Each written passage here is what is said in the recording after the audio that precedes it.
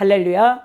오늘 갈라디아서 1장 6절에서부터 10절 말씀, 우리 다른 복음 번영신학과 믿음 운동이라는 제목으로 여러분들과 함께 은혜를 나누고자 원합니다. 오늘 갈라디아서를 통해서 바울 사도가 만일 누구든지 다른 복음을 전하면 저주를 받을지어라고 선언하고 있는 것을 보게 됩니다. 사도행전 15장에서 이방 기독교인과 유대 기독교인들 사이에 교리 문제가 심각하여 이 최초의 예루살렘 공의회가 개최되었는데요. 자, 그 예루살렘 공의회에서 이방인으로 있다가 기독교인으로 이제 왔을 때, 그리고 유대교에 있다가 기독교인으로 왔을 때, 이제 그 모든 것들, 유대 이 교인들은 여러분 제사법, 절기, 안식법과 할례, 음식법, 규례, 그런 것들을 다 준수했던 사람들 아닙니까? 그래서 예수 그리스도를 믿고 구원받는다는 것을 이들은 거기에 만족하지 못했죠. 그래서 여전히 할례를 받아야 된다. 그리고 안식법이나 이 절기나 제사를 지켜야 된다. 이렇게 갈등하는 요소가 많이 있었다는 거죠. 그러나 헬라인, 이방인으로 있다가 기독교인으로 들어왔던 사람들에게는 그게 전혀 아무 문제가 없는 것이죠. 그래서 이제 바울 사도가 예루살렘 공의회에 예수님의 이제 12 제자들, 그 사도들이 있는 곳에 가서 이런 것들을 논의하면서 이제 그 공의회 결정이 어떻게 됐냐. 모든 것을 폐하되 다만 우상에 더러운 것과 음행과 목매어 죽인 것과 피를 멀리하라는 이 4가지 사항만을 결정했던 것을 보게 됩니다. 그러나 오늘 갈라디아의 교회에 침입한 거짓 교사들은 예수 그리스도를 믿음과 동시에 유대교의 율법 행위인 할례를 여전히 받아야 한다고 주장한 것이죠. 그래서 바울 사도는 갈라디아 성도들에게 어리석다라고 책망하고 있는데요. 갈라디아 3장 1절에서 7절에 보면 어리석도다 갈라디아 사람들아, 예수 그리스도께서 십자가에 못 박히신 것이 너희 눈앞에 밝히 보이거늘 누가 너희를 깨더냐. 내가 너희에게서 다만 이것을 알려 하노니 너희에게서 너희가 성령을 받은 것이 율법의 행위로냐 혹은 듣고 믿음으로냐. 너희가 이같이 어리석으나 성령으로 시작하였다가 이제는 육체로 마치겠느냐. 너희가 이같이 많은 괴로움을 헛되이 받았느냐. 과연 헛되냐. 너에게 성령을 주시고 너희 가운데서 능력을 행하시는 이의 일이 율법의 행위에서냐 혹은 듣고 믿음에서냐. 아브라함이 하나님을 믿음에 그것을 그에게 의로 정하셨다함과 같으니라 라고 갈라디아서 3장 1절에서 7절에 이 거짓 교사들에게 속아 넘어간 미혹받은 갈라디아 성도들을 책망하고 있는 것을 보게 된다는 것이죠. 여러분, 아브라함이 하나님 앞에 의롭다 부름받은 것은 이 소명을 받고 갈대아 우르 땅에서 75세에 알지 못하는 하나님이 지시하는 땅으로 갈 때 창세기 10장 1절에서부터 3절에 하나님의 언약을 받고 아브라함이 출발하는 것을 보게 됩니다. 이미 그는 하나님을 믿음에 의롭다라고 우리 하나님께서 인정받은 상태예요. 그러나 여러분, 이 언약의 표징으로서 육체의 피를 베는 할례를 명하신 것은 이 창세기 17장에 가서야 우리 하나님께서 명하시는 것을 보게 되죠. 그래서 진정한 영적 의미에서 이 육신의 할례가 아닌 마음의 할례가 진정한 할례이다. 유대 민족들은 하나님 말씀에 순종해야 하는 언약을 유지하는 방법은 이 제쳐두고 형식적인 할례에 율법 행위만을 중시했던 것을 보게 되는 것이죠. 오늘 갈라디아 교인들이 바울이 전한 참 복음인 십자가와 부활의 복음을 외면한 채 거짓 교사들의 속아 하나님의 사랑과 은혜를 배신하는 행위를 했던 것을 보게 된다는 것입니다. 바울 사도는 이방인으로의 사도로서 하나님 복음 전파를 사명으로 받은 그리스도의 종으로서 복음을 혼자시키는 자들에 대하여 단호한 태도를 취하고 있는 것을 보게 되죠. 그것은 왜냐하면 지금 기독교가 여러분 교리적으로 완전히 정립되어 있는 상태가 아니란 말이에요. 여러분 이제 유대교회에서 거짓 교사들이 다시 율법주의로 돌아가려고 하는 경향과 또 여러분 이 가연설 주자들이 예수님이 십자가에서 못 박힌 것은 예수님의 여러분 이 육체가 아니다. 이 가연설이라고 해서 또 영지주의자들이 막 우죽순 여러분 나오는 것이죠.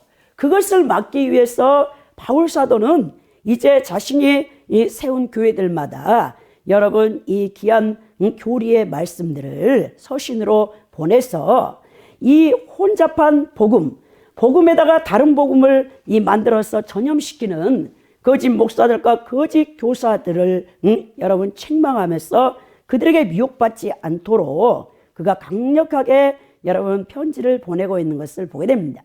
오늘날 복음을 혼잡시키는 여러분 거짓 목사들과 거짓 교사들에게는 이 갈라디아의 거짓 교사들에게 내려진 동일한 저주가 내려진다는 것이죠. 여러분 이제 저는 여러분들에게 오늘날 우리가 다 속고 있는 번영신학과 믿음운동이 다른 복음이라는 것을 여러분들에게 말씀드리고자 원합니다. 여러분 번영신학은 현대 기독교는 부와 건강의 복음이라고 불리는 여러분 이상한 복음을 받아들였던 것을 보게 됩니다. 여러분 그 중에서 노골적인 형태가 무엇이냐? 하나님을 섬기면 부자가 된다. 또 하나님을 섬기면 건강해진다라는 주장인데요. 이것은 여러분 이 바울이 전한 십자가와 부활의 복음에서 여러분 잘못된 이 복음이라는 것이죠. 번영복음의 메시지는 이렇게 이어집니다. 부와 건강의 복음은 성경에 나와 있다. 하나님이 그렇게 말씀하셨다. 그러므로 하나님의 생각에 따라 그것들을 주장하라. 그러면 그것들은 당신의 것이 될 것이다 라고 이 번영신학을 주장하는 이 거짓 이 목사님들과 거짓 선지자들이 성도들을 미혹했던 것을 보게 되는데요. 이 운동으로 유명한 사람은 여러분 오랄 로버츠와 코플랜드 부부와 케네스 해긴과 노버트 슐러 목사님을 비롯해서 베니인, 조이 마이어스 그리고 우리나라에서 유명한 조용기 목사님입니다. 더 나아가서 이것을 완전히 여러분 강하게 주장했던 사람이 이 긍정의 힘이라는 책을 지었던 조엘 오스틴이라는 여러분 이 목사님이 번영신학을 완전히 여러분 확립한 것을 보게 되는데요. 이 번영신학이 이 진리를 왜곡시키고 있는데요. 그 번영신학의 메시지는 무엇인 줄 아십니까? 그들은 무엇보다도 성령 안에서의 거룩한 삶이 아니라 인간의 타락한 성품에 호소하는 것들, 이 타락한 욕망을 부추겨서 탐욕을 우리 성도들에게 갖게 하는 이런 잘못된 가르침을 전하고 있다는 것이죠. 그들이 주장하는 핵심 구절이 무엇이냐? 요한삼서 2절이죠. 사랑하는 자여 내 영혼이 잘된 것 같이 내가 범사에 잘되고 강건하길 내가 간구하노라. 여러분들이 이 말씀을 잘 아실 줄 압니다. 이 본문이 뜻하고 있는 뜻은 무엇인가? 여기서 잘되고라고 되어 있죠. 이 번역된 헬라어는 잘 지내다라는 의미로 친구가 편지를 쓰면서 이 편지를 받을 때 내가 잘 지내기를 기도한다는 뜻과 같은 의미가 있는 것이죠. 범사에 잘 지내기를 바라고 건강하기를 바라는 이 두 가지 내용은 고대의 개인 편지에 등장하는 전형적인 인사 문구입니다. 그런데 이 문구를 잘못 해석한 것이죠. 이 요한 사도가 이 모든 시대의 그리스도인들이 이 재정적으로 물질적으로 번영하기를 바란다는 의미로 확대해서 이 번영신학자들이 이 요한 3서 2절의 9절의 말씀을 인용하고 있는데요. 요한은 그런 의도가 아니었습니다. 우리가 이 요한 3서 2절의 성경 본문을 통해 우리 형제 자매들이 모든 일이 잘 되기를 바라는 기도를 해야 한다라고 우리가 배우는데요. 그러나 이 본문에서 하나님이 우리가 재정적으로 번영하기를 원하신다고 주장하는 것은 여러분 아니라는 것이죠. 또 이 번영신학자들이 이 요한 3서 2장의 말씀과 함께 중요하게 여기는 핵심 구절이 요한복음 10장 10절이죠. 여러분 인자가 온 것은 양으로 생명을 얻게 하되 더욱 풍성히 얻게 하려 함이라. 그 구절에서 이 풍성한 생명, 이 삶도 이 물질적인 풍요와는 전혀 상관이 없는데요. 요한복음에 나오는 생명은 이 영생, 이 공간복음에서 하나님 나라와의 동의어입니다. 이 단어는 문자적으로 장차 앞으로 올 세대의 생명을 의미하고 있는 것이죠. 이것은 하나님이 주시는 삶으로 현세 신자들에게 주시는 하나님의 선물이죠. 여러분, 킹 제임스 역에서는 더 풍성하게로 번역된 헬라어가 페리손인데요. 이 페리손의 뜻은 신자들이 이 생명의 선물을 풍성하게 누린다는 의미입니다. 그래서 이 번영신학자들이 주장하는 요한복음 10장 10절에 이 풍성한 생명이 물질의 풍요와는 전혀 상관이 없다는 것을 여러분 알아야 된다는 것이죠. 여러분, 번영복음 운동을 주장하는 사람들은 자신들의 여러분 필요한 이 성경 구절을 취사 선택하는 것을 보게 됩니다. 성경을 전체적으로 보는 것이 아니라 자기의 번영신학을 이 서포팅할 수 있는 핵심 구절들을 성경에서 구약이나 신약에서 뽑아서 자기들이 취사 선택하는 것을 보게 되는데요. 여러분, 이 가난과 번영에 대한 이해가 2000년 기독교 역사 가운데 교회 가운데 많은 논란이 있었습니다. 이 정통 복음이라는 여러분 이 복음주의자들은 이 가난을 미덕으로 아는 것이죠. 이 헬라의 이혼론의 영향을 받아서 영은 선하고 물질은 악하다는 개념이 우리 기독교 안에 들어와 있기 때문에 이 정통 복음주의에 있는 많은 목사님들이나 신학자들은 예수 그리스도를 믿는 사람들은 이 가난을 미덕으로 알고 그것이 하나님의 뜻이라고 생각했던 것을 보게 됩니다. 그러나 번영복음의 주창자들은 가난과 질병은 저주이고 하나님 뜻이 아니며 번영이 하나님의 뜻이라고 주장하는 것을 보게 된다는 것이죠. 성경에서는 소유물은 하나님을 신뢰하지 못하게 만들고 그 물질의 지배를 받게 된다라고 많은 신구약 성경에서 경고하고 있는 것을 보게 됩니다. 그렇다고 해서 성경은 가난을 더 나은 것으로 제시하지도 않습니다. 하나님께서는 그리스도인들이 부해지려고 힘없는 자들을 압제하거나 착취하는 자들에게 분명한 공의와 정의의 보응을 보여주시는 것이죠. 여러분, 성경에서는 부나 가난에 대해서 어떤 인간의 소유에 대해서 굉장히 무관심한 태도를 보이고 있는데요. 자, 예수님이 오심으로써 하나님 나라가 시작되었습니다. 비록 이것은 완전한 절정에 이르지 않았지만 이미 2000년 전에 예수님이 초림하실 때부터 하나님의 통치가 시작되었습니다. 하나님 나라의 새로운 가치를 담은 미래가 지금 역사하고 있는데요. 그리스도인은 하나님 나라에 사로잡혀 있는 존재입니다. 그러니까 우리의 가치관과 사물을 바라보는 이 낡은 방식들은 사라지고 예수님께서 우리 안에서 복음을 통해 여러분 심령 천국을 우리에게 건설하셨죠. 의와 희락과 평강의 이 상태인 이 심령 천국을 소유한 자들은 여러분 모든 물질 그리고 여러분 이 소유에 대한 것을 좀 초탈할 필요가 있어요. 여러분, 그래서 예수님께서 누가복음이나 계속해서 여러분 청지기에 대한 사명을 우리에게 명하고 있는데요.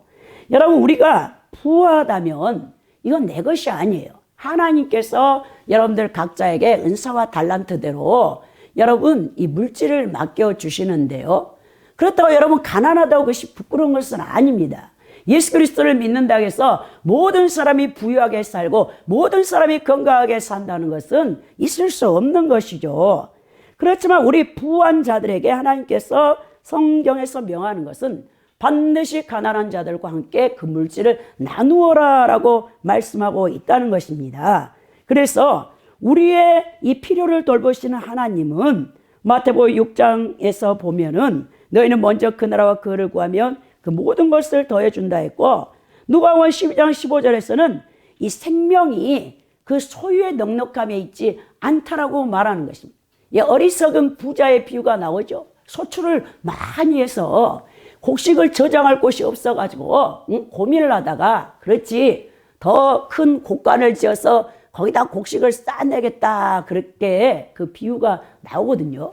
그때 하나님께서 뭐랍니까? 이 어리석은 자여, 내 생명을 내 목숨을 오늘 밤 취해가면 네가 쌓아놓은 그 소유와 그 물질이 누구의 것이 되겠느냐라고 우리에게 경고하시는 그 비유가 나오는데, 여러분 우리 크리스찬들은 일체에 여러분 초탈하는 이 법을 배워야 되죠. 그래서 바울 사도가 부와 소유에 대해서 우리에게 정확하게 여러분 이 제시하고 있는 것이 빌립보서 4장 11절에서 13절이죠.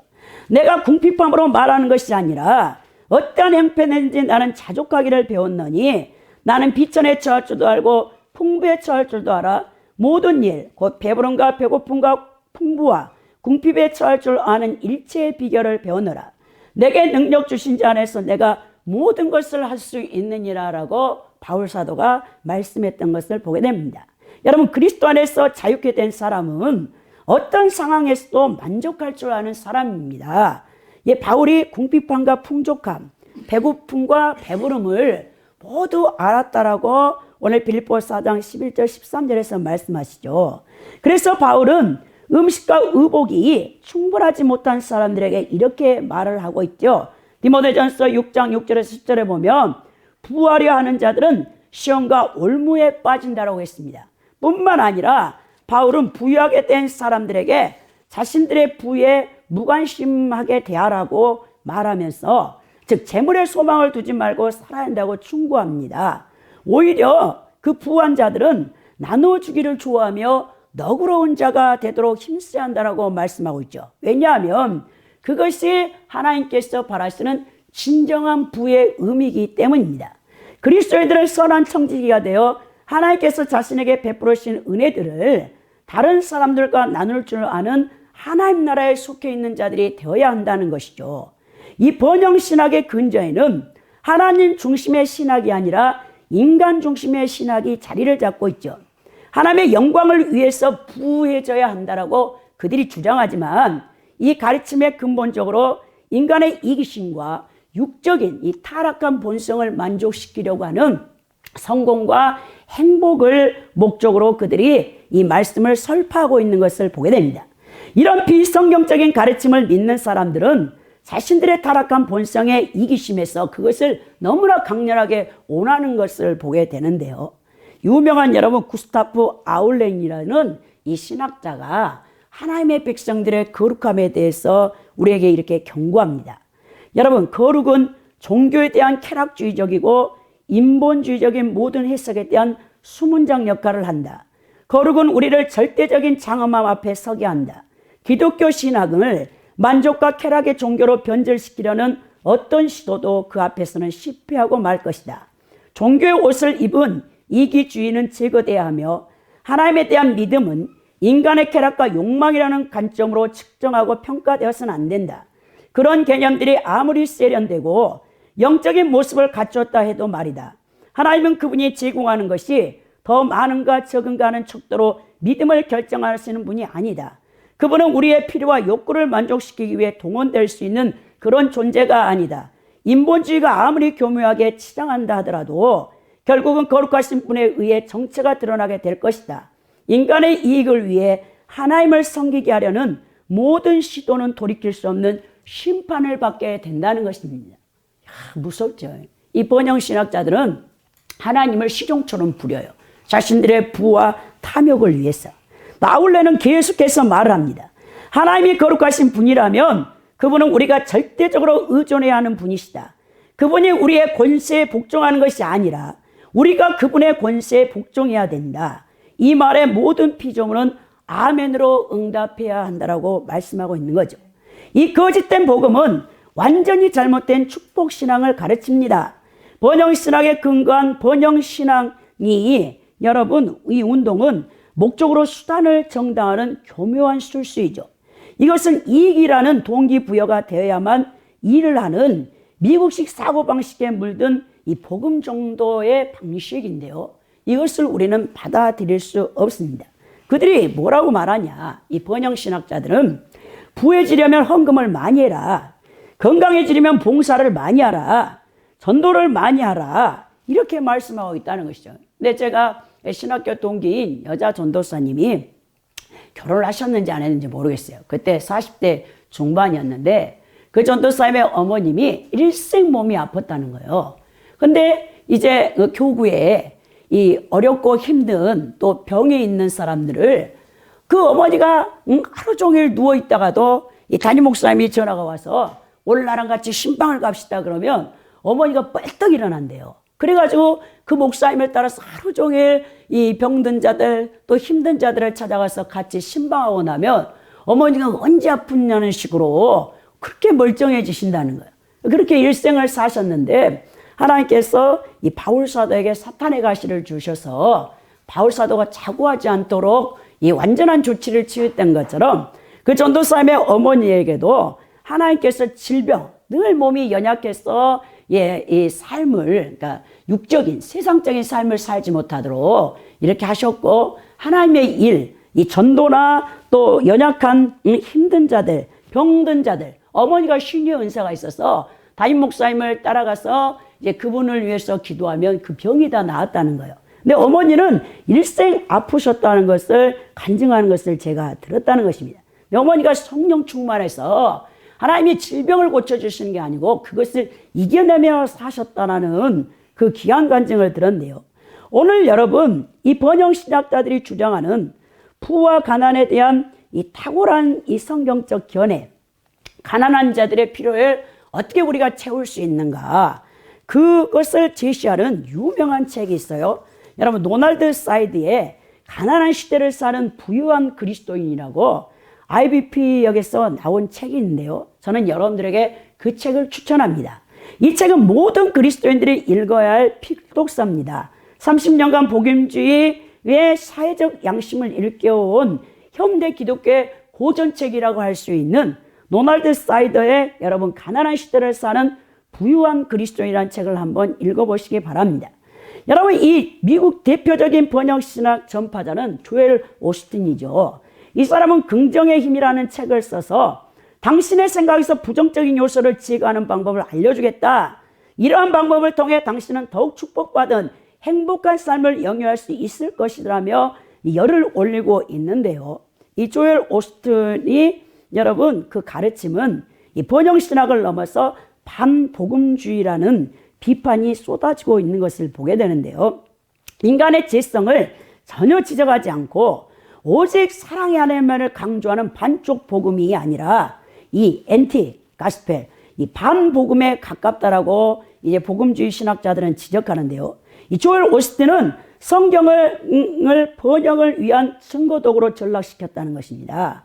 성경의 구절들을 이용하지만 성경을 가르치지 않기 때문에 성경의 절대적인 가치를 무너뜨리는 사람이 바로 조엘 오스틴이죠.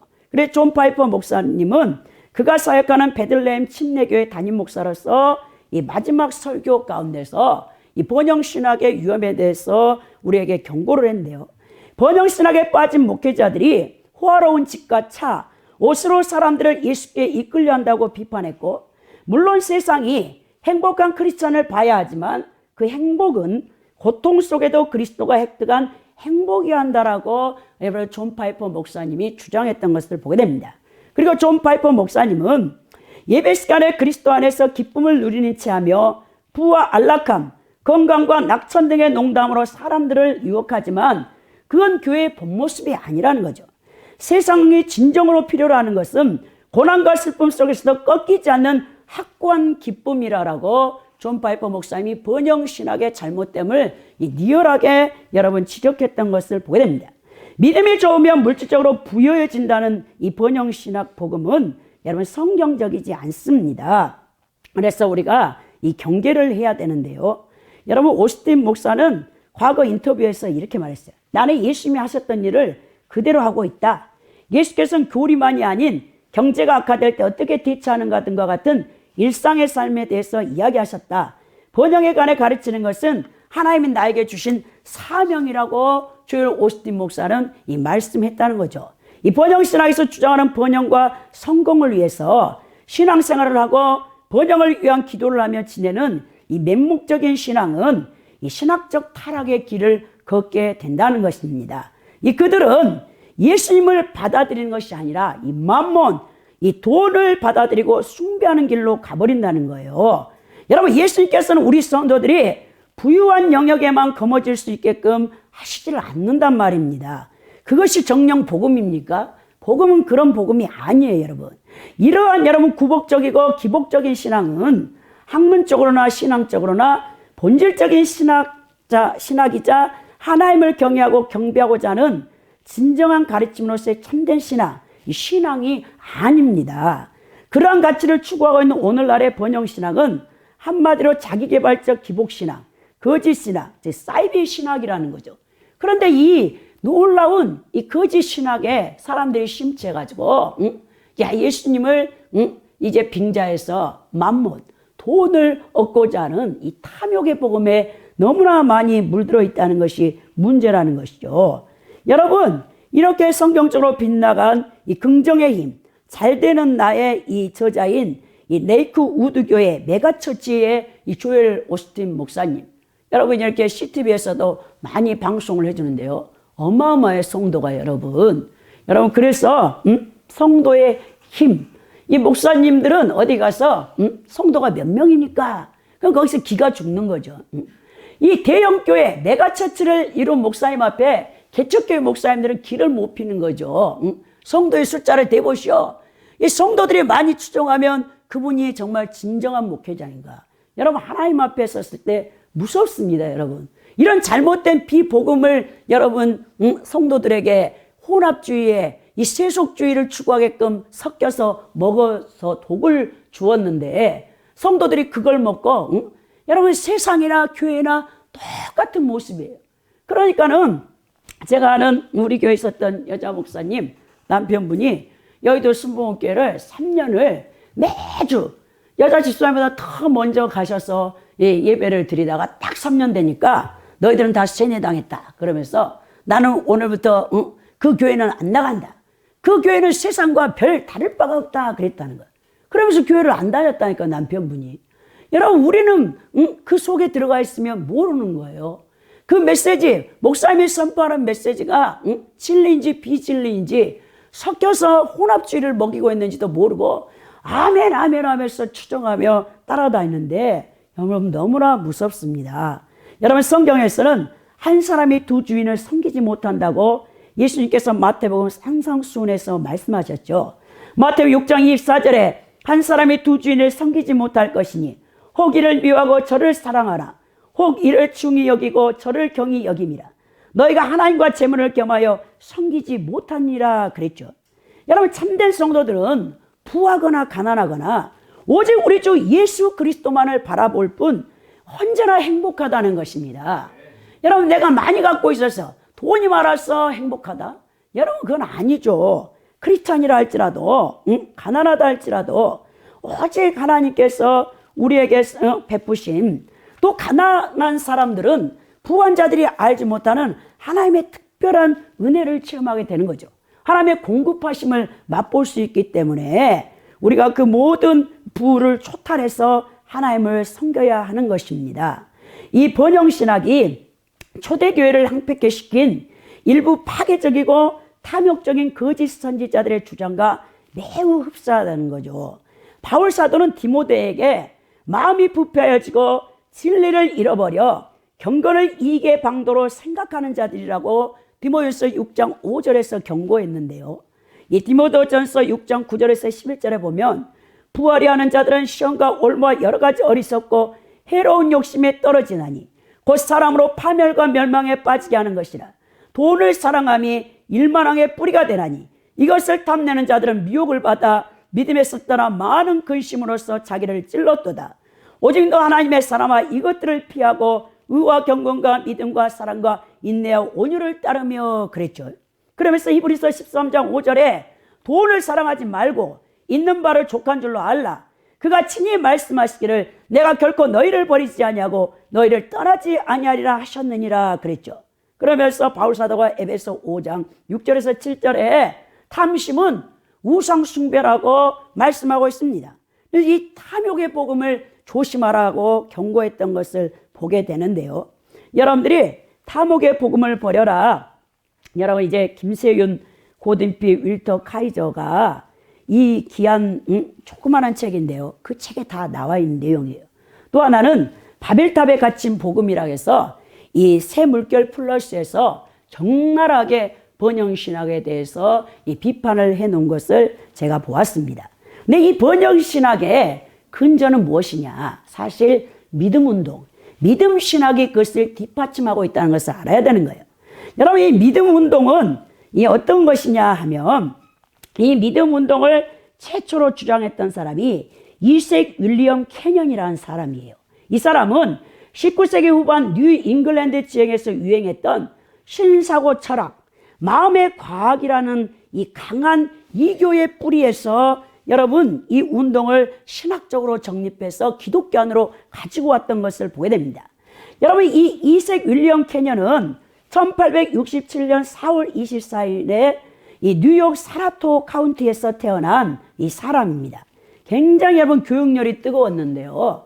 여러분 돈이 없어서 학교를 제대로 가지 못해서 이 사람은 결코 학위를 받은 적이 없지만 굉장히 여러분 공부를 많이 했던 사람이에요. 그러니까 이단의 교주들은 대부분 여러분 특출해. 우리같이 평범한 사람들은 이단의 교주도 못 돼요. 그들은 굉장히 머리가 뛰어나고 성경을 막 여러분 몇백 독씩 하는 거예요. 그래서 자기들의 이 잘못된 이단의 교리를 성경 구절을 여러분 취사 선택해서 다 뽑아내는데요. 이색 여러분 윌리엄 캐년도 그랬던 것을 보게 됩니다. 이가 여러분 원래는 감리교 신자로 성장했다가 사춘기 말에 핵심을 경험한 후 침례교 신자가 되었습니다. 그런 전도자가 되어서 설교를 통해서 뉴 잉글랜드 시골 지역에 여러 개의 침례교회를 세우는 거예요. 캐년은 교육에 대한 열정이 불타올라서 매사추세츠주의 스펜서의 베들 성경학교를 설립했어요. 그리고 거기서 이제 교장이 되었는데요. 이 베들 이 신학교가 지금은 고든 칼리지와 병합되어 있는데요. 그런 1900년부터 1923년까지 베들 성경학교의 교장으로 재직하면서 근데 결국 그 암투에 말려서 교장에서 이제 사직을 하게 되었어요. 그리고 그는 서부 연안으로 가서 1948년 사망할 때까지 몇 개의 교회를 세워서 목회를 합니다. 그리고 인터넷 전도자로서 TV 방송이나 라디오 프로그램을 통해서 자기의 설교를 내보는 일을 했던 거예요. 그러니까 그 사람이 여러분 1890년대 보스턴에서 에머슨 웅변 칼리지에 다니게 되었거든요. 여러분 우리는 그냥 이 신학교 나오면 막 설교자가 되는데 사실 중세도 그렇고 이 논리학과 수사학 그리고 웅변학을 다 배워야 돼요. 설교자는. 근데 이색 여러분 윌리엄 캐년도 에머슨 웅변 칼리지 여러분 어릴 때 웅변대 해보셨는지 모르지만 이 목소리 큰 사람이 이제 상을 타잖아요. 웅변대에서 이 칼리지 학교를 다니면서 거기에서 접한 게 뭐냐 신사고 철학을 접하게 되는 것입니다. 여러분 이 신사고는 이 피니어스 이 파커스트 킴비라는 사람의 독창적인 사고였어요. 이 19세기에 이 등장한 신사고 뉴소트라고 하는데 19세기 미국에서 시작된 치료 운동입니다. 이 범신론적인 경향을 특징으로 하고 있는데요. 신사고에서는 매우 단순한 메시지를 두 가지를 전합니다. 뭘 전하냐? 사람들은 내면 깊숙한 곳에 엄청난 힘을 지니고 있다는 거. 그리고 이 부정적인 생각을 떨쳐버리면 이런 힘이 자기 안에서 문을 열고 나온다라고 하는 거예요. 킴비의 추종자들은 이 적극적인 긍정 고백의 힘을 통해서 자신이 원하는 현실을 만들 수 있다라고 주장했다는 것이죠. 이 신사고 운동을 제창했던 이 피니어스 파커스트 킴비의 사고를 여러분 이색 윌리엄 캐년이 받아들여가지고 그가 이것을 전파하는 거예요.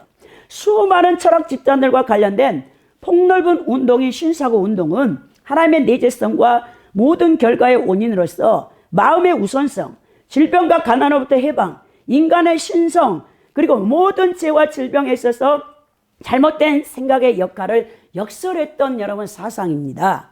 이 캐년은 신사고의 영향을 받아 자신의 설교 주제들을 치유, 번영, 긍정적인 고백 등과 함께 널리 전파했어요. 캐년은 어떤 사람이 입으로 말을 하면 자신이 한 말에 통제가 된다고 생각했죠. 그래서 이것이 믿음 운동에 자주 등장하는 유명한 구호가 된대요. 내가 말한 것을 내가 소유한다라는 말을 처음 했던 사람이 여러분 이 캐년입니다. 그런 질병이 육체적인 것이 아니라 영적인 것이라고 가르치면서 이렇게 말했죠. 나는 그분이 내가 치유된다고 말씀하셨기 때문에 치유될 것임을 안다. 그것은 몸에 어떤 증상이 나타나도 상관하지 않는다. 나는 그런 증상들을 비우시며 예수의 이름으로 그 질병을 준 창조자에게 내 몸에서 떠나라고 명령한다라고 했죠. 여러분 사실 이 케냐는 그래도 조금 물질적인 부분에서는 덜 좀 번영을 주장했죠. 근데 그것을 계속 이제 받아들이면서 오순절주의 부흥사들이 이 케냐의 여러분 이 사상을 또 흡수하는데요. 그래서 믿음 운동의 창시자면 여러분 누구를 생각하느냐? 여러분 케네스 해긴을 생각해야 돼요. 여러분들이 지금까지 신앙생활하면서 케네스 해긴도 모른다? 그럼 여러분들은 뭘 알고 있습니까? 케네스 해긴은 다른 어떤 사람보다도 이 치유를 굉장히 많이 주장했죠. 그런데 이 케네스 해긴은 이색 윌리엄 케년의 것을 완전히 여러분 표절한 거예요. 표절. 다른 사람 것이 아니에요. 케년이 주장했던 킴비의 신사고 운동을 흡수해가지고 케년이 주장했던 것을 오순절 부흥사 가운데서 케네스 해긴이 그걸 가져와가지고 그거를 주장하는 것을 보게 됩니다. 믿음 신학의 대표자는 케네스 해긴 목사입니다. 그분은 1917년 8월 20일에서 2003년 9월 19일에 여러분 돌아가셨는데 그는 미니스트리를 설립하면서 또 털사에 네마 성경학교를 세웠죠. 그래가지고 막 15,000명씩 신학생들이 있었는데요. 엄청나게 추종을 많이 했던 사람입니다. 케네스 해긴은 일반적으로 믿음 운동의 아버지며 믿음 교사들의 할아버지로 인정을 받는데요. 이 믿음 신학에서는 믿음을 중력이나 열역학의 법칙들처럼 우주를 다스리는 불변하고 비인격적인 법칙, 즉 누가 또는 무엇 때문에 그 믿음을 행사하는지와는 무관하게 역사하는 하나의 원리로 보고 있습니다. 믿음 신학의 교리에 따르면 믿음은 하나님께 대한 여러분 순종적인 신뢰가 아니에요. 믿음 신학을 주장하는 자들은 우주를 다스리는 것으로 여러분 믿는 영적인 법칙들을 조절할 수 있다는 공식이라는 것이죠. 그래서 해긴이 사람들에게 하나님이 믿는 것이 아니라 자신의 믿음을 믿으라고 가르쳤는데요.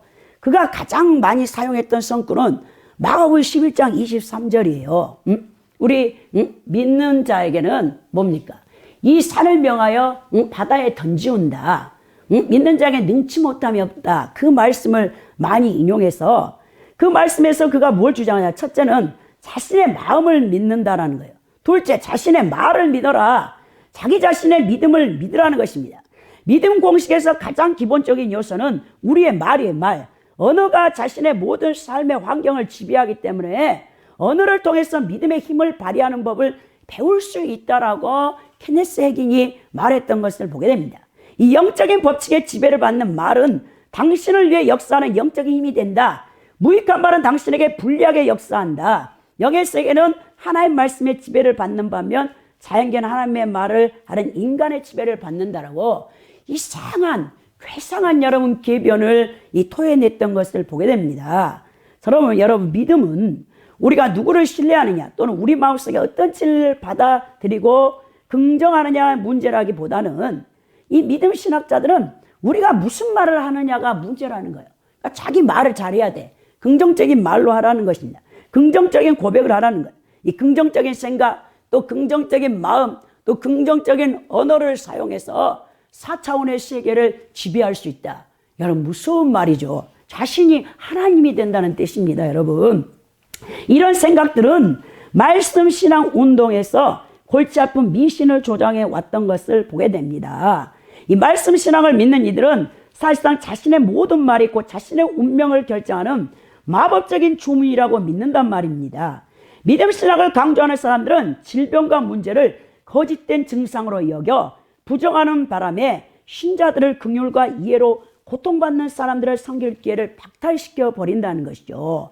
믿음 신학의 이 긍정적인 고백의 교리는 사람들에게 그들의 말이 모든 것을 결정한다고 가르친 것을 여러분 알아야 되네요. 그래서 케네스 해긴은 노골적으로 표현하죠. 자신의 믿음을 믿는 법, 그 신념을 여러분 믿는 것을 배우라는 것입니다. 이 얼마나 여러분 성경에서 잘못됐습니까? 믿음 신학에서는 인간이 신이 되어 자신의 긍정적인 고백을 통해 창조의 역사를 일으킨다라고 주장했는데요. 뉴에이지 진영과 기독교 양쪽에 알려진 심리학자 스코펙이라는 사람이 있어요. 그 사람의 유명한 책 아직도 가야 하는 길, 그 책에서 창조주의 입을 빌려서 이 사람이 이런 말을 한대요. 하나님은 우리가 그 자신 혹은 그것 자체가 되길 원하신다. 우리는 신성을 향하여 성장하고 있다. 하나님은 진화의 최종 목표다 그래. 예수 믿는 사람들의 최종 목표가 뭐냐? 하나님이 되는 거라는 거예요. 여러분, 이 얼마나 무서운 신성 모독입니까? 케레세긴이 인간이 어떤 존재인가를 정의하는데요. 하나님과 동등되게 창조됐다. 하나님 앞에 어떤 열등 의식 없이 설 수 있다. 하나님 우리를 가능한 그분과 비슷하게 창조하신다. 하나님이 하나님 자신인 것처럼 우리를 똑같은 급으로 지으셨다. 인간은 신의 영역에서 산다. 인간은 하나님과 동등한 조건으로 산다. 신자는 그리스도인이라고 불린다. 그것은 우리다. 우리가 그리스도다라고 말했다는 거예요. 여러분, 얼마나 무섭습니까? 이 케네스 코플랜드는 더 심한 말을 해요. 이 사람도 여러분 믿음신학, 번영신학을 다 주장하는 사람인데, 하나님이 아담을 지으신 이유는 자신을 재생산하기 위함이었다. 아담은 작은 하나님이 아니었다. 하나님과 같은 존재도 아니었다. 하나님의 부속은 더더욱 아니었다. 그럼 뭐냐? 하나님이었다는 거야, 아담이. 여러분, 또 크레플로 달러라는 이 믿음신학자가 인간이 신이라는 교조적인 선언을 하는데요. 여러분, 이 많은 사람들이 잘못된 이 신학, 결국 뭡니까? 자신들의 탐욕을 여러분 그 믿음이라는 이 가짜 이 믿음으로 표방해서 자기가 신이 되어서 긍정적인 생각과 긍정적인 마음과 긍정적인 언어 선포를 통해서 창조해 낸다는 것이죠. 이건 무서운 일입니다, 여러분. 이 빌립보서 2장 5절에서 우리가 알 수 있는 것처럼 여러분, 하나님과 동등됨 영광의 본체가 같으신 예수님이 여러분 인간의 형체를 입고 오셨다고 했어요. 그런데 이 달러 같은 사람은 이걸 완전히 뒤바뀐다는 거예요. 하나님과의 동등성을 받아들이기 전까지는 빛을 비칠 수 없습니다. 빛처럼 빛날 수 없습니다. 하나님과 동등하다는 생각이 모욕이고 찬탈이라는 생각은 그칠 때까지는 안 된다는 거예요. 이 믿음 신학자들은 다 자신들이 신이 되는 것입니다. 믿음 신학을 주장하는 교사들의 가르침은 인간이 하나님의 재생산물이라는 너무나도 불경스럽고 개상망측한 주장을 하고 있는 것입니다. 그래서 베닌 같은 사람은 어떤 말하냐? 나는 이 땅을 걸어다니는 작은 메시아다라고 했어요. 자기가 메시아다라는 거예요. 여러분, 이 작은 신들 교리는 잘못된 믿음 신학 운동을 만들어냈는데요. 이들이 주장하는 유명한 여러분 성구가 있어요. 믿음 운동 교사들은 습관적으로 요한복음 10장 31절에서 39절을 인용합니다. 인간이 작은 신임을 보여주는 이 적극적인 증거라고 말하는데요. 이 본문을 살펴보면 예수님 자신이 하나님이라고 주장하셨다는 제목으로 돌에 맞을 위기에 처한 장면이 그려져 있습니다. 예수님이 시편 82편 6절을 언급함으로써 이 유대 적대자들을 응수하셨는데요. 예수님은 반어법을 사용하셔서 물으셨죠. 예수님이 이르실 때 너희 율법에 기록된 바 내가 너희를 신이라 하였노라 하지 아니하였느냐라고 요한복음 10장 34절에 예수님이 이 반어법을 사용합니다. 이 믿음신학 교사들은 이 말씀에 환호를 하는데요. 예수님이 말씀하셨다. 나는 믿는다. 그렇다면 우리는 작은 신들이다라고 여러분 그 성경 구절을 완전히 뒤바꿔 버린다는 거예요. 예수님이 작은 신들 교리를 가르치셨다는 생각은 엄청난 참화를 불러옵니다. 시편 82편에서 예수님께서 유대 지도자들, 이 재판관들이 하나님 자리에 앉아가지고 공의와 정의를 행하지 않고 불의한 재판을 행할 때 우리 하나님께서 책망하는 내용이에요. 여러분, 그 책망의 내용에서 하나님이 뭐라고 말씀하시냐? 자, 너희는 스스로 신이라고 생각하느냐? 무덤이 너희가 인간일 뿐임을 보여줄 것이다. 너희가 죽으면 나와 죽을 인간 중 가장 힘센 자 사이에 무한한 차이를 알게 될 것이다. 이 메시지가 이 불의한 재판관들에게 우리 하나님께서 하셨던 말씀인데, 이 메시지를 잘못 인용을 해가지고 믿음 신학자들은 자신들이 작은 신이 되어져서 자신들이 이 명령하는 모든 것들이 이루어진다라고 하는 것입니다. 여러분, 예수 그리스도만이 하나님의 본질을 지닌 하나님과 동등된 분이죠. 우리는 사실 여러분 구원받았다 할지라도 물론 베드로 후서에서 우리가 신의 성품에 참여한다 했지만 여러분, 인간과 하나님이 기본적으로 다른 거죠. 하나님은 창조주시고 인간은 만들어진 피조물인데 하나님의 공의적 속성과 비공의적 속성이 있는데 하나님의 이 공의적 속성은 우리가 여러분 죽었다 깨어나도 참여할 수 없는 거예요. 그 영원성, 무한성, 편재성을 어떻게 인간이 참여할 수 있겠습니까?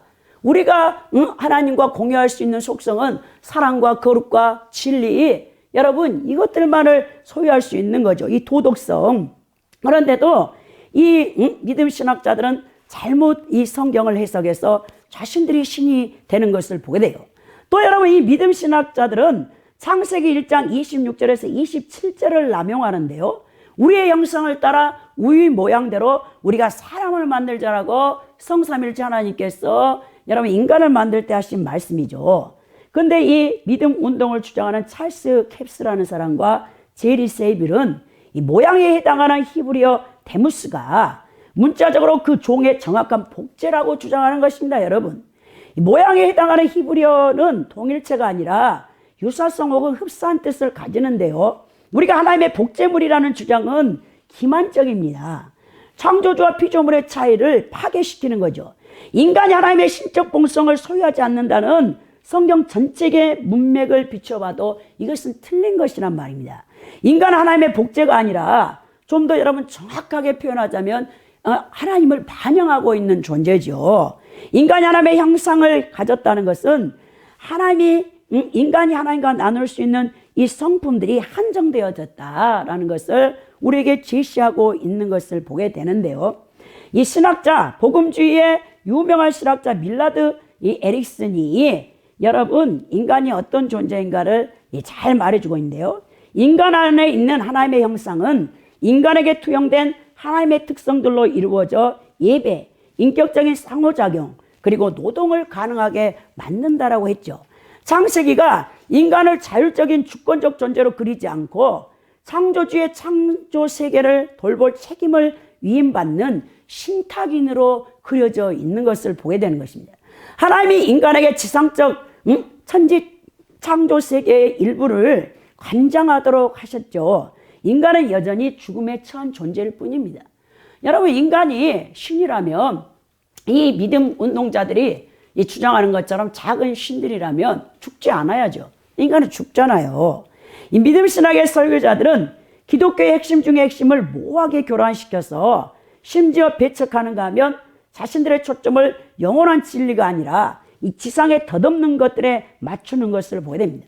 그래서 이 베니인 이 목사님이 그 믿음 신학의 정서를 아주 잘 요약했는데요. 어떤 말을 했냐? 옛날에는 이렇게 설교했습니다. 천국과 황금길을 걷겠네. 그러나 지금 나는 말합니다. 천국의 황금길을 걷는 것을 원하지 않습니다. 지금 황금길을 걸어야 합니다. 그랬다는 거죠. 이 땅에서 다 누려야 합니다. 뭐 천국 가서 황금길 걸을 일 있습니까? 이 땅에서 최고로 좋은 차 부하게 살면 되는 거지. 이렇게 말한다는 거예요. 또 프레드 프라이스라는 이 믿음 신학과 번영 신학을 주장하는 사람은 마피아는 최고급 자동차를 탈 수 있는데 왕의 자녀들은 왜 안 된다는 말인가라고 말합니다. 여러분, 이렇게 잘못됐어요. 주의 종들이 그렇습니다. 이 믿음의 말씀 설교자 등 일부는 성공 공식을 주창하는데요. 그들은 이 공식이 보편적이고 우주적인 법칙이라고 말한다는 것입니다. 여러분, 그래서 제리 세빌이라는 사람이 이렇게 말했네요. 내가 번영을 누리지 못하고 있는 것은 하나님의 잘못이나 하나님의 말씀이 잘못되었기 때문이 아니다. 그것은 다 내 잘못이다라고 했다는 것이죠. 여러분, 믿음의 운동을 따르면 치유와 번영은 긍정의 말을 발설함으로써 실현된다는 거예요. 이 개념은 믿음의 말로 하나님의 공급과 약속을 주장하면 된다는 것입니다. 사람들은 치유를 받기 위해 그들이 치유될 것이라고 긍정적인 확신을 갖고 믿음으로 기도해야 한다. 비록 질병의 증상이 좀처럼 사라지지 않더라도 말이다. 그들이 주장하는 거예요, 여러분. 입으로 시인하여 구원에 이르기 때문에 인간은 그런 긍정적인 말을 통해서 하나님의 채워주심을 경험할 수 있게 된다라고 믿음 운동자들은 여러분 주장하는 것이죠. 이 케네스 핵인이 여러분 대중적인 소책자에서 자연스럽게 이런 말을 했는데요. 당신은 당신이 말할 것을 가질 수 있다. 그는 계속해서 말합니다. 사람의 말은 그 사람을 드러낸다. 당신은 그 사람이 하는 말을 통해서 그 사람의 지위를 정할 수 있다. 그 사람의 말이 그 사람의 지위를 정해주는 것이다. 회개는 하나님이 자신에게 말하고 행하고 받으라 그리고 증거하라는 간단한 4단계 원리를 주셨다고 말하면서 그렇게 하면 누구든지 자신이 말하는 것을 하나님께 받을 수 있다고 주장했습니다. 또 케네스 코플랜드는 이를 하나님께 명령하라는 맥락에서 이런 설명을 했는데요. 신자로서 당신은 예수의 이름으로 명령할 수 있는 권리를 갖고 있다. 당신이 말씀을 주장할 때마다 어떤 의미에서 당신은 하나님께 명령하고 있는 것이다. 왜냐하면 하나님이 그렇게 하라고 말씀하셨기 때문이다. 어떤 정직한 사람이 당신에게 어떤 말을 하면 그 사람은 그 말에 매이게 된다. 정직한 사람은 자신이 한 말에 책임을 질 것이기 때문에 그에게 이래라 저래라 할 필요가 없다. 당신이 그가 한 말을 주장하면 그 사람은 그것을 행하라는 명령을 받는 것이다 라고 했다는 것이요. 하나님 앞에 명령하라는 거예요. 여러분, 하나님 앞에 우리가 피조물인 인간이 명령할 수 있는 존재입니까? 이렇듯 긍정의 말은 하나님의 약속이 믿음 운동의 설교자들에게 효력을 발생하는 이 매개물이 되는데요. 이 운동의 가장 대표적인 전도자인 찰스 캡스가 이런 말을 했어요. 당신은 당신이 말한 모든 것이 이루어질 것이라고 믿어야 한다.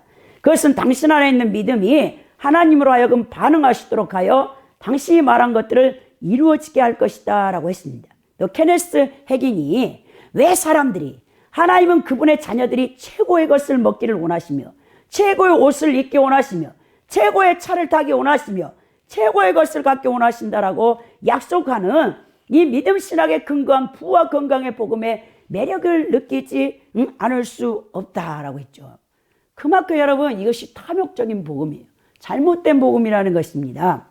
여러분, 번영신학과 믿음신학은 이 미국에서 잘못된 신학이 한국 여러분 강단으로 들어왔어요. 근데 이것을 정말 믿음 있는 사람인 것처럼 막 목회자들이 주의 종들이 그렇게 믿고 그렇게 생각하고 또 그렇게 말을 하며 그것이 그대로 우리 삶 가운데서 환경 가운데 이루어진다라고 잘못된 것을 우리에게 가르쳤던 것을 보게 됩니다. 이 번영신학과 믿음신앙을 주장하는 이들은 누구든지 그리스도를 믿는 자들은 부유하고 병들 필요도 없고 고난이나 시험도 없으며 만사 형통하다는 것입니다. 그러나 여러분, 성경적 구원받은 성도들에게 고난은 피할 수 없다라고 성경은 얘기하고 있죠. 그리스도인에게 만약 고난이 없다면 이 사람은 버리운 자예요. 유기된 자입니다, 여러분. 왜냐? 인간 안에 우리가 거듭났지만 타락한 본성을 갖고 있는 옛사람이 있어요.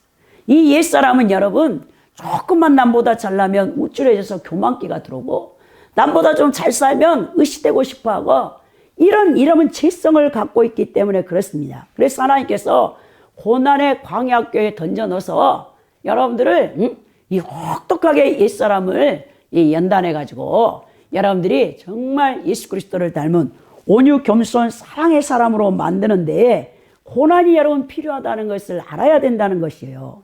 이스라엘 백성들을 여러분 출애굽시킨 다음 바로 가나안 땅, 젖과 꿀이 흐르는 가나안 땅으로 들여버리지 않고 40년 동안을 그 애굽에서 잘못된 세상에 물들어 있는 이 습관들과 이 몸에 이 뼛속까지 물들어 있는 여러분 이 이교적인 것들, 이 우상 숭배의 것들을 뽑아내기 위해서 40년 동안 가장 척박한 곳에다가 두시고는 훈련시켰죠.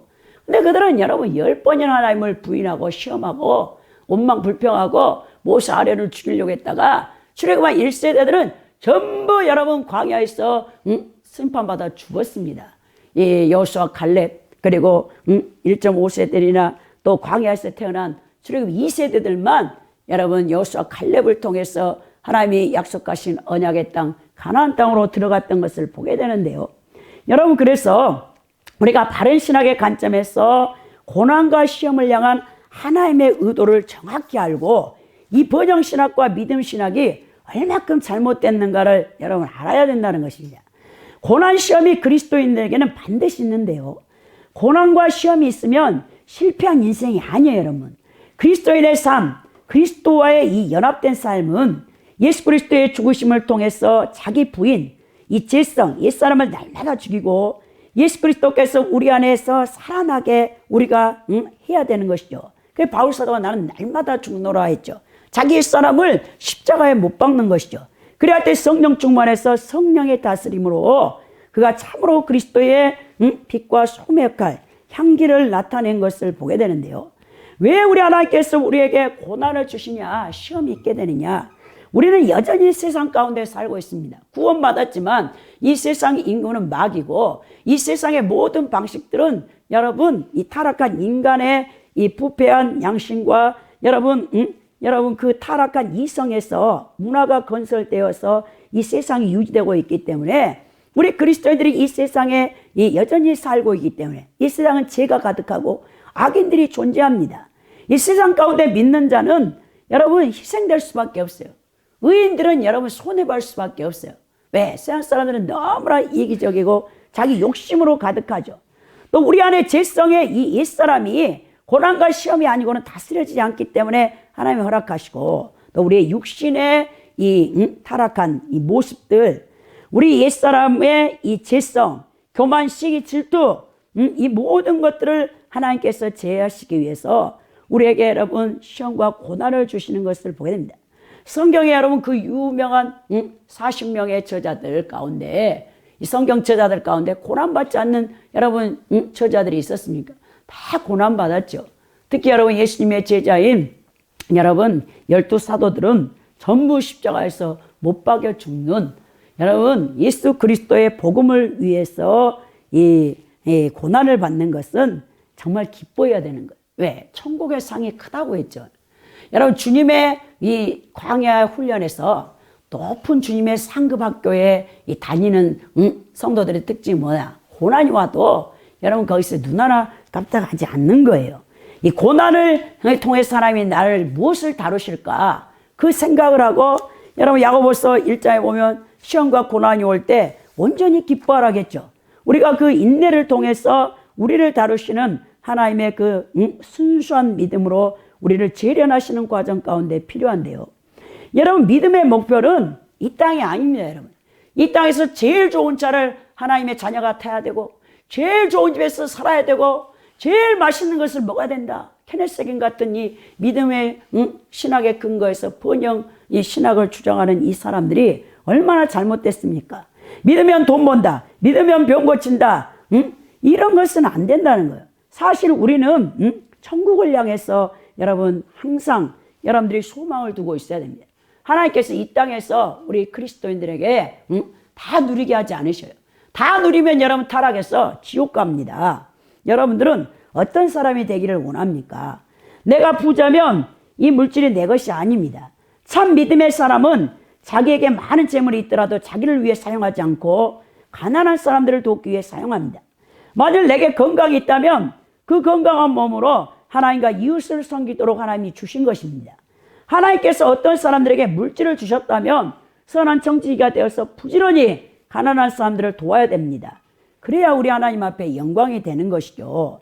참 경건은 여러분 하나님 나라를 바라보고 이 땅에서 모든 것을 하나님의 뜻 가운데 선한 청지기로 사는 것이 참된 경건입니다. 성경에서는 청빈, 순종, 순명의 복음 삼덕을 여러분 말씀하고 계시는 것이에요. 그래서 여러분들이 가난한 상태에 있든지 부한 상태에 있든지 여러분들이 건강하든지 여러분들이 질병 가운데 있든지 그 부르심의 자리에서 여러분들은 무엇을 해야 되냐? 예수 그리스도의 복음을 증거할 수 있는 자들이 돼야 된다는 것입니다. 참된 믿음은 더 높은 것을 바라보는 것입니다. 지구한 복락인 하나님 나라를 우리가 여러분 소망하고 여러분 이 땅에 변질된 이상한 복음에 빠져서는 안 된다는 거죠. 결론적으로 다른 복음을 전하는 자들이 현대 21세기 기독교 안에서 독버섯처럼 퍼져가고 있습니다. 믿음 신학에 근거한 번영 신학, 비냐두 운동, 신사도 운동 등 십자가를 빼버린 부활의 영광과 권세만을 주장하는 잘못된 탐욕의 복음 때문에 기독교는 점점 쇠퇴해가고 있습니다. 여러분, 복음주의 진영 속에 속해 있던 영적 지도자들도 이 이교주의 사상들을 받아들여 혼합주의의 비진리의 복음으로 성도들의 영혼을 마귀에게 그냥 통째로 넘겨주고 있다는 것이죠. 종교다원주의, 세속주의, 혼합주의, 기복주의. 여러분 예수님께서 뭐라고 하셨습니까? 내가 이 땅에 다셨을 때 믿음을 보겠네 했죠. 이렇게 계속 여러분 전 세계 교회가 잘못된 비진리로 가다가는 정말 예수님 재림하실 때는 믿음을 갖고 있는 자를 찾아보기가 힘들게 된다는 것이죠. 이 탐욕의 복음 때문에 이 물들어 있는 성도들을 우리 하나님께서 특별 조치를 취하시는데요. 성경에서는 요한계시록 7장에 보면 7년 대환란을 통해서 이 용광로 속에 환란의 불 속에서 재련하여 순수한 불로서 연단된 믿음을 소유한 자들로 만드시겠다라고 우리 하나님은 어떤 분입니다. 다 알고 계세요, 여러분. 여러분의 영적 상태, 믿음의 상태를 다 알고 계신다고요. 천국은 영적인 것이지 육적인 것이 아닙니다. 육체의 소욕과 세상의 욕망을 가진 자들은 결단코 여러분 천국에 들어갈 수 없습니다. 여러분, 예수님께서 마태복음 24장에 종말의 때 있을 일들에 대해서 가장 많이 말씀하신 게 뭐냐면 소돔과 고모라 멸망 때 노새 철을 보라 그랬죠. 또 하나가 뭐냐, 노아 시대의 사람들 얘기했어요. 여러분, 그 모든 것들이 여러분 이 세상적인 욕망, 육적인 욕망을 십자가에 못 박지 못하고 여러분 결국 이 세상 것을 놓지 못하면 여러분들은 영원한 세계, 결코 천국에 들어갈 수 없어요. 세상과 재물을 겸하여 섬기라, 세상과 하나님을 겸하여 섬기라 하는 이 혼합주의에 빠져갖고 우리가 지금 잘못된 신앙생활을 하고 있네요. 여러분들은 정신을 바짝 차려야 됩니다. 주님께서 우리를 사랑하셔서 지금 연단하시고 다루어 주시면 여러분 감사해야 됩니다. 세상에 취해서 마지막 심판날이 올 때까지 이 세상을 즐기고 사랑하다가 심판의 불로서 태워지는 것보다 지금 여러분 고난 속에서 진정성 있는 믿음으로 거듭나 불로서 연단된 믿음을 갖는 것이 진정한 복이라는 것을 깨달으시고 여러분들이 이 탐욕적인 복음에 빠지지 않냐고 순수한 진리의 말씀 앞에서 주님 오시는 날까지 여러분들의 신앙을 지킬 수 있기를 예수 그리스도 이름으로 축원드립니다.